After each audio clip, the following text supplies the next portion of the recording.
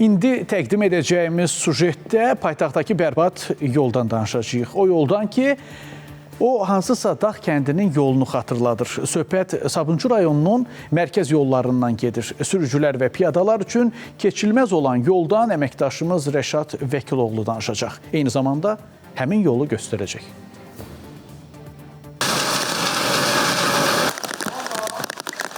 Yolun uzunluğu təqribən 1 kilometrdir. Lakin illərdir təmir olunmadığı üçün meydana gələn böyük çaralar nəinki kiçik minik avtomobillərini, hətta sərnişin avtobusları üçün bu yolu keçilməz edir. Bir dəfə qaşıdılar yolu. Biz dedin yəqin təmir eləyəcəklər.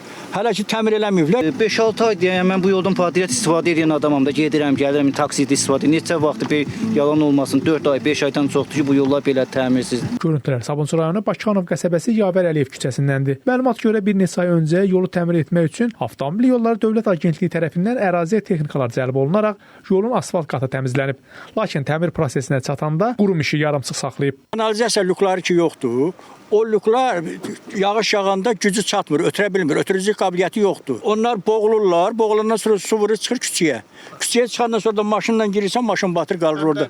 Yağışlı günlərdə isə bu yoldan keçmək sürücülər üçün xüsusi bacarıq tələb edir. Əks halda bu sürücü kimi avtomobilini küçədə yağış sularına təslim etməyə məcbur qalmalı olurlar. Yolun uzun müddətdir ki, təmirə ehtiyacı var. Asfalt qatı dağılaraq elə bir vəziyyətə düşüb ki, paytaxtda yağan azca yağış buradakı nəqliyyat vasitələri buradan keçilməz vəziyyətə salır. Hə, çalalar da çoxdur. Sən də gölü görmürsən, elə bilirsən düzdür. Sürürsən bir də görsən ki, maşın batdı. Avtomobil Yolları Dövlət Agentliyindən verilən məlumata görə yolun təmiri ərazidə tullantı su şəbəkəsinin yenilənməsi ilə bağlı layihənin icrasının bu günə kimi gecikməsidir. Sabunçu rayonu Bakıxanov qəsəbəsi Yavər Əliyev küçəsində tərəfimizdən təmir işlərinə start verilib.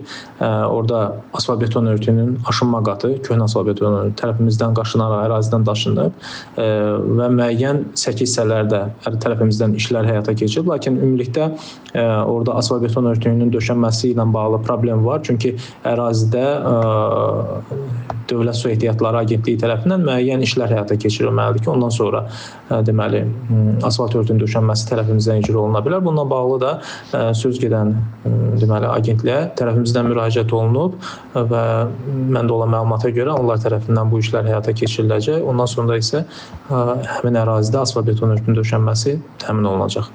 Dövlət Su Ehtiyatları Agentliyindən verilən məlumata görə Yavər Əliyev küçəsində tullantı su şəbəkəsinin yenilənməsi layihəsi hazırlanıb. İşlərə başlanmasına şərait yaradılması məqsədi ilə müvafiq qurumlara müraciət olunub. Aidiyyəti qurumlardan agentliyin müraciətinə müsbət cavab verildikdən sonra layihənin icrasına başlanılacaq.